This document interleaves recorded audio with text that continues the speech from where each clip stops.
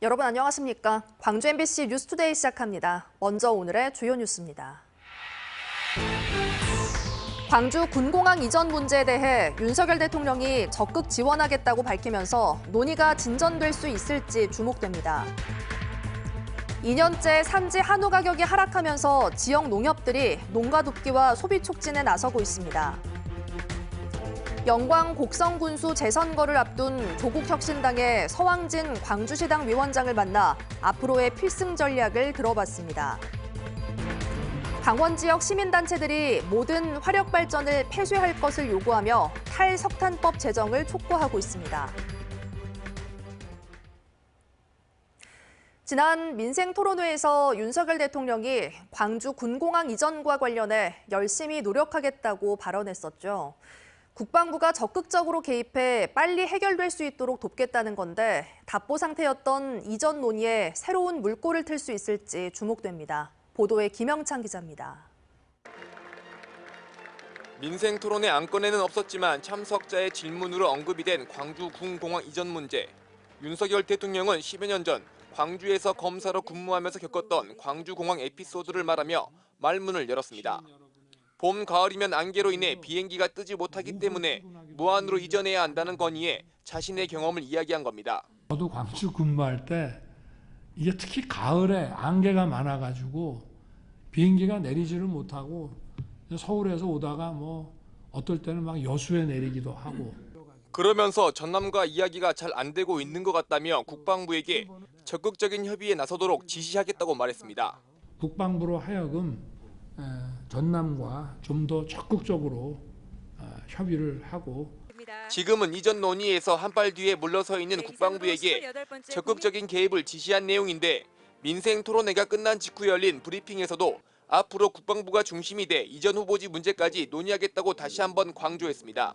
중앙정부가 적극적으로 개입해서 이 문제가 빨리 해결되어서 대통령 임기 중에 광주 병장 이전 후적지 문제까지 논의가 될 수 있도록. 하지만 무안군의 반대는 여전히 걸림돌입니다. 국방부가 무안군에 동의하는 상관없이 법적으로 AB 이전 후보지로 지정할 수 있지만 무안군이 계속 반대한다면 그 다음 단계로 넘어가기 힘들기 때문입니다. AB 이전 후보지가 선정되면 이전 후보지 선정 심의와 이전 후보지 선정 과정이 이후에 이어지는데 이 과정에서 20명 이내의 선정위원회가 꾸려집니다.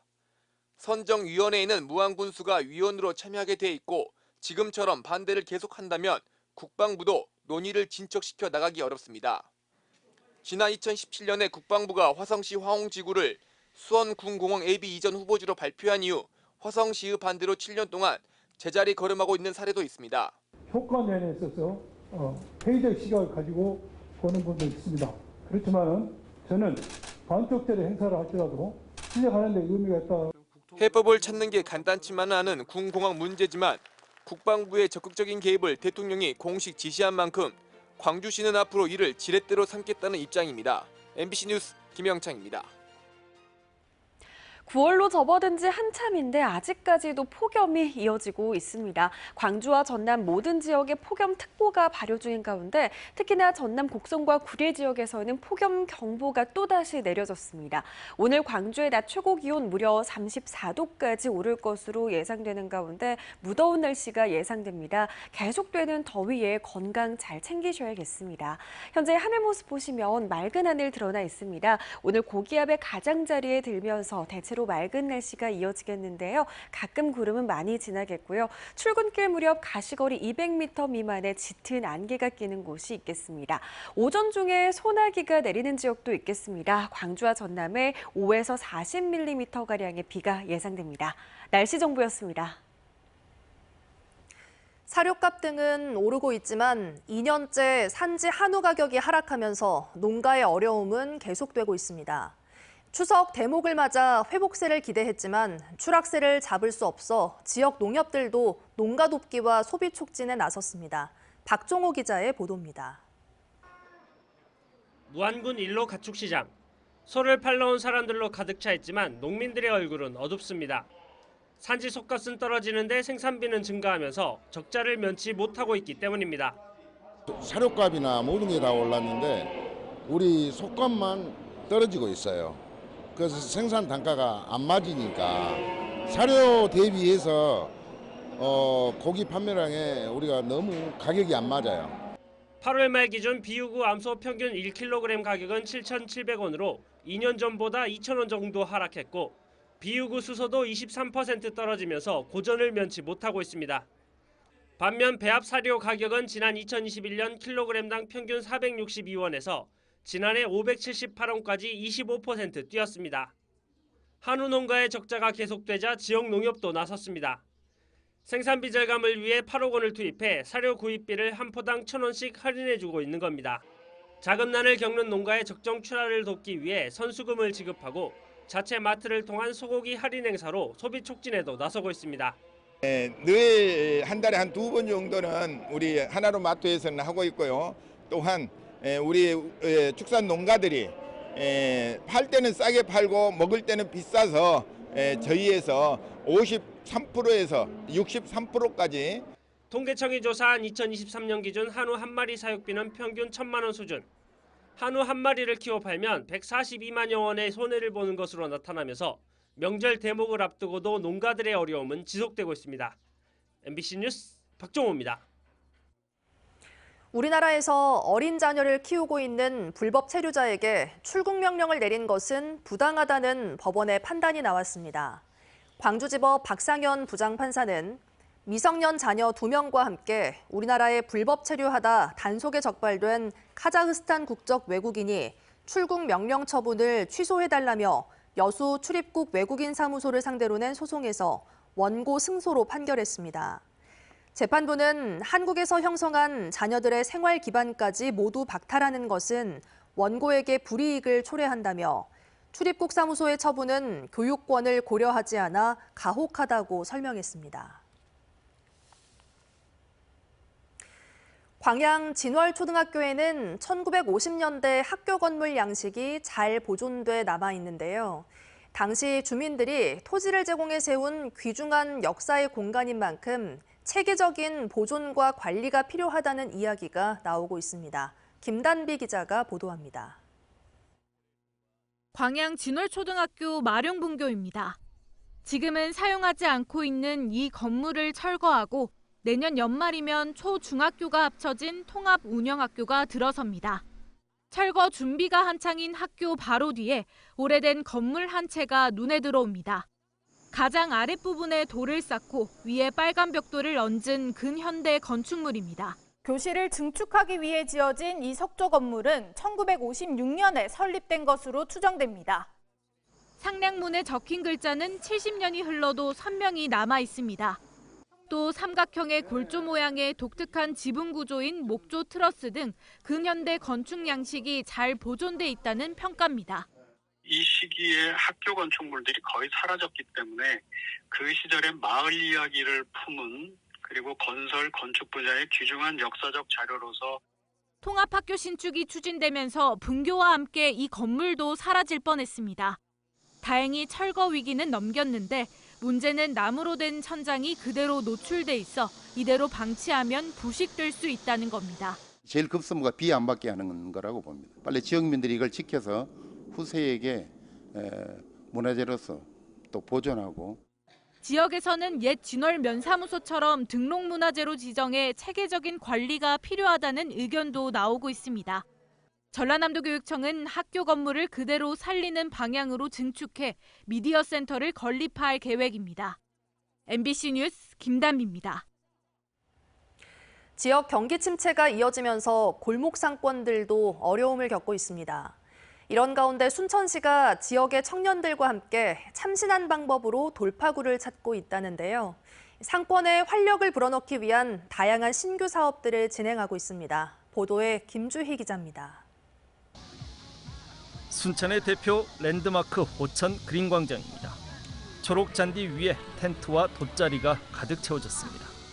여름밤 도심 속에서 가족 지인들과 EDM 공연과 영화 등을 즐기며 무더위를 식힐 수 있는 특별한 캠핑 비엇 축제 행사가 개최됐습니다. 깜짝 이벤트에 방문객들의 반응은 긍정적입니다. 이벤트 행사도 너무 좋고, 국가 정원을 저희가 한 바퀴 돌아보는 그 행사가 있었는데 그것도 참 참신하고 참 좋았던 것 같습니다. 특히 오천지군의 인근 상가 상인들도 재료가 소진돼 판매를 못할 정도로 모처럼 만의 특수를 누립니다. 비어 페스타라는 좋은 축제를 주최해 주셔서 배달도 많이 늘고 그리고 또 그린광장에 많은 분들이 찾아오셔서 가게 경제에도 많은 도움이 되고 있습니다. 특히 이번 행사는 지역 상인회와 청년 등이 행사 기획에서부터 진행까지 적극 참여하고 소통하며 준비한 행사에서 침체된 골목 상권에 활력을 불어넣었다는 평가를 받고 있습니다.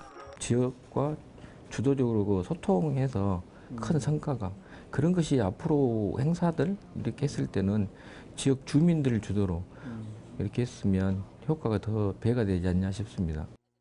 순천시는 이 같은 행사성 지원 사업과 별도로 보다 근본적인 소상공인 밀착 지원 사업들도 새롭게 도입 추진하고 있습니다. 청년 창업자 원도심 상가 임대료 인하, 지역 상품권 인하폭 확대, 디지털 소상공인 지원 등 올해 새롭게 추진되고 있는 사업들만 모두 40여 건에 이르고 있습니다. 그럼에도 불구하고 아직 실질적인 성과로 이어지기는 부족해 보입니다. 올해 들어 지난 6월 말까지 순천지역 내에서 폐업한 소상공인들은 지난해와 비슷한 수준인 440여 개소에 이릅니다. 좀처럼 회복 기미를 보이지 못하고 있는 지역 경기 침체, 골목 상권 침체의 긴 늪 속에서 자치단체들의 고민도 갈수록 깊어지고 있습니다. MBC 뉴스 김주희입니다.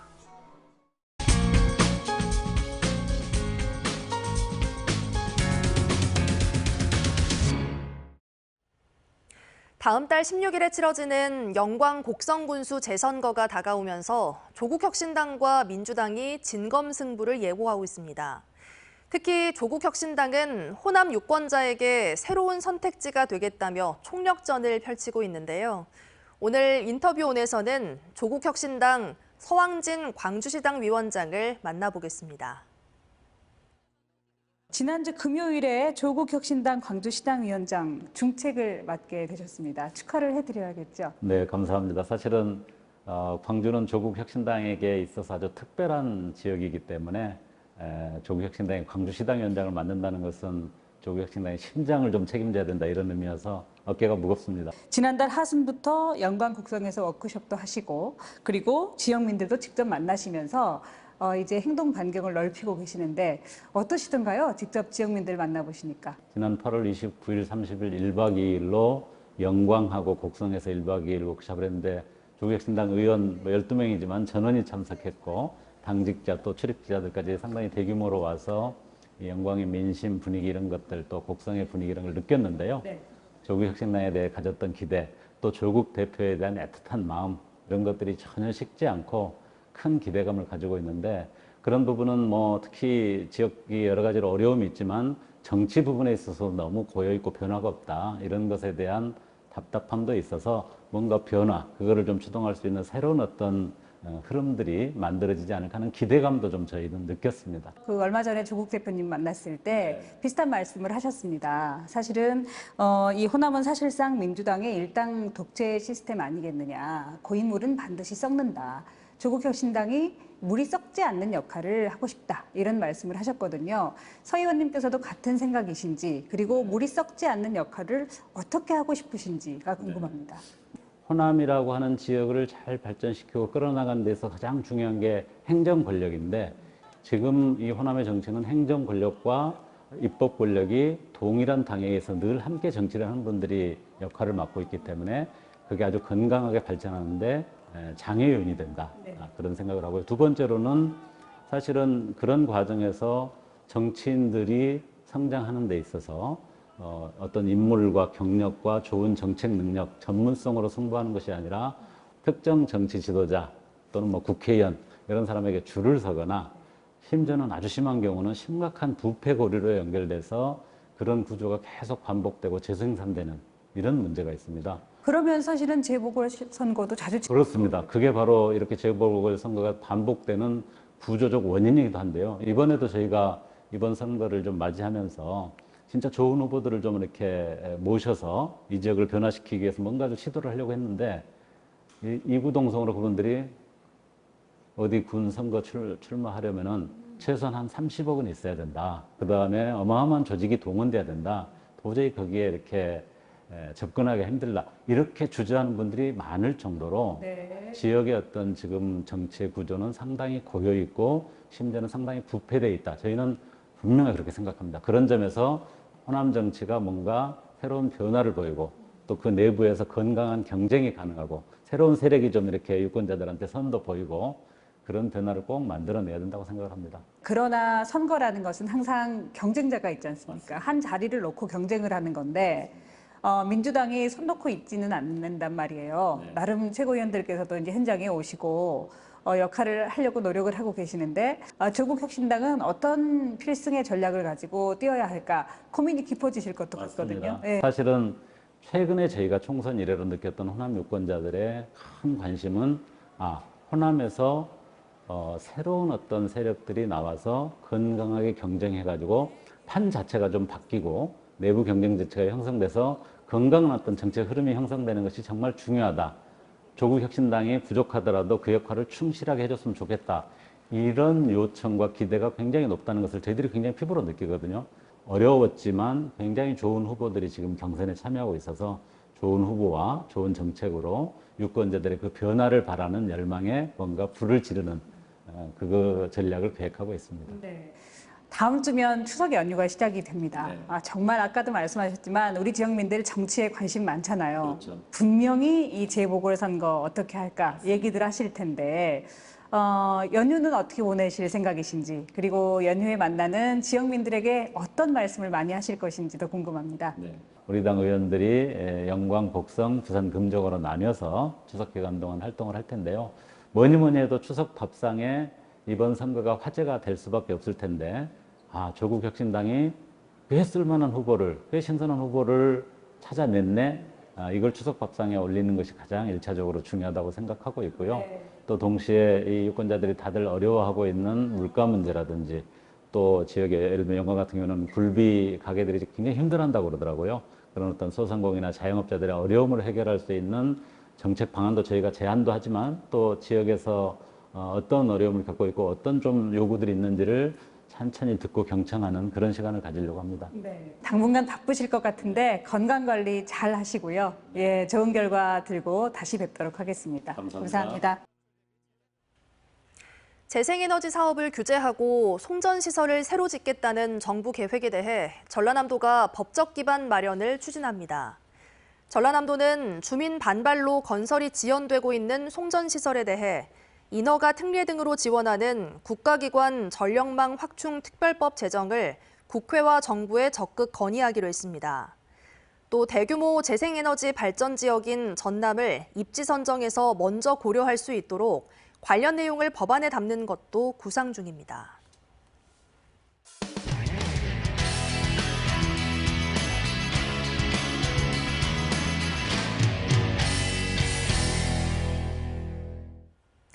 지난주 강원도 삼척에서 시민단체들이 22대 국회에 탈석탄법 제정을 촉구하는 기자회견을 열었습니다.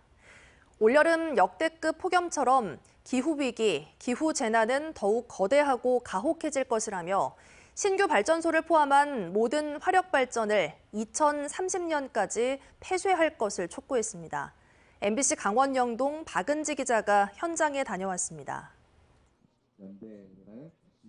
정의로운 탈석탄법 제정 촉구에 지금 당장 착수하라! 착수하라! 착수하라! 착수하라! 역대급 폭염의 여파로 늦더위가 이어지는 한낮에 사람들이 하나둘 모였습니다. 22대 국회의 탈석탄법 제정을 촉구하는 시민사회연대가 국회 앞에서 그리고 국내 마지막 신규 화력발전소가 들어서는 삼척시청 앞에서 동시 기자회견을 열었습니다. 지난달 헌법재판소가 2030년 이후 장기 실천 계획이 없는 탄소 중립 기본법이 헌법에 불합치한다는 판결을 내리자 한 발 더 나아가 미래 세대를 위한 탈석탄법 제정을 촉구하고 나섰습니다. 저 굴뚝에서 나오는 연기를 가급적이면 적게 보고 빨리 끝낼 것인가? 그것은 이제 전국에 있는 석탄화발전소, 우리나라 석탄화발전소 폐쇄 시기를 앞당기는 방법밖에 없다는. 지난 21대 국회에서는 신규 화력발전 건설 중단 등을 골자로 탈석탄법이 발의됐지만 무관심 속에 폐기됐습니다. 그 사이 다 지어진 강릉 안인화력이 가동을 시작했고 삼척화력도 1호기에 이어 2호기도 연말 상업운전이 예정됐습니다. 삼척화력과 강릉 안인화력 등 강원 동해안에 새로 지어진 신규 발전소의 운영 예정 기한은 2050년 이후로 잡혀 있습니다. 탈석탄법 제정을 위한 시민사회연대는 앞으로 기후위기, 기후재난은 더 거대해지고 가혹해질 것이라며 신규 화력발전소를 포함한 모든 석탄 화력발전소를 2030년까지 폐쇄하는 정의로운 탈석탄법이 필요하다고 주장하고 있습니다. 윤석열 정부 들어 신재생 에너지가 위축되고 탄소 중립 정책은 후퇴하고 사라지고 있다고도 꼬집었습니다. 2030년도까지 지난 정부가 40%를 짰다면은 지금 현재 20%도 안 되는 16.1%의 탄소 중립을 취하고 있고 2030년도 이후에는 그 탄소 중립에 대한 정책이 아예 없어요. 이번 22대 국회에서 더불어민주당 의원들이 탈석탄법 발의를 준비 중인 가운데 오는 7일 서울 강남대로 일대에서 열리는 907 기후정의 행진에 전국의 탈석탄 시민사회연대가 참여할 예정입니다. MBC 뉴스 박은지입니다. 강원도 원주의 한 고등학교 학생들이 뱀에 물린 고양이를 구하기 위해 발벗고 나섰습니다. 학생들은 모금 활동을 통해 전교생의 동참을 유도했고 덕분에 고양이는 무사히 치료를 받았다고 하는데요. 원주문화방송 유주성 기자가 전해드립니다. 원주의 한 고등학교. 경비실 옆 작은 공터에 고양이 한 마리가 자리를 잡고 쉬고 있습니다. 고양이는 지난 6월 외출 후 복귀하는 교사들을 따라 학교에 처음 들어왔고 학생들은 슈딩이라는 이름을 붙여줬습니다. 슈딩이는 귀여운 외모와 온순한 성격 덕에 학생들의 큰 사랑을 받았습니다. 학생들은 점심시간 같은 여유 시간을 쪼개 슈딩이를 돌봤는데 어느 날 슈딩이가 뱀에게 물린 걸 발견했습니다. 아침에 친구가 이제 고양이를 보려고 나갔는데 고양이가 막 피를 흘리고 있었던 거예요. 급하게 이제 병원에 일단 급한 대로 데리고 갔는데요. 뱀이 문 거더라고요. 병원비는 50만 원. 학생이 감당하기에는 부담스러운 금액이었습니다. 학생들은 선한 마음에 기대를 걸어 SNS에 글을 올리고 벽보를 붙여 모금 활동을 펼쳤고 금세 60만 원이 넘는 돈이 모였습니다. 급하게 돈이 필요해서 저희가 홍보도 전부 다 열심히 하고 그랬는데 선생님분들은 거의 다 넣어주셨고 그리고 학생분들도 대충 봤을 때 3분의 1 이상의 학생분들은 모금에 참여해 주셨던 것 같아요. 고양이 먹이를 사고 약을 발라주는 등 슈딩이를 돌보기 위해 학생들은 자율 동아리까지 만들었고 그 과정에서 학교 생활에 많은 힘을 얻었습니다. 기말고사 시험 공부를 하다가 나가서 고양이 한번 보고 오고 이러면 막 마음이 막 정화되는 것 같고 너무 좋은 거예요. 교사들도 학업 스트레스에 지친 학생들이 슈딩이를 돌보면서 밝아지고 정서적으로도 더 안정됐다고 평가합니다. 하지만 학생들이 슈딩이를 돌볼 수 있는 시간은 2년 남짓. 졸업 후 남겨질 슈딩이를 위해 학생들은 후배 동아리원을 뽑고 굿즈를 제작해 돌봄 비용을 마련할 계획입니다. MBC 뉴스 유주성입니다.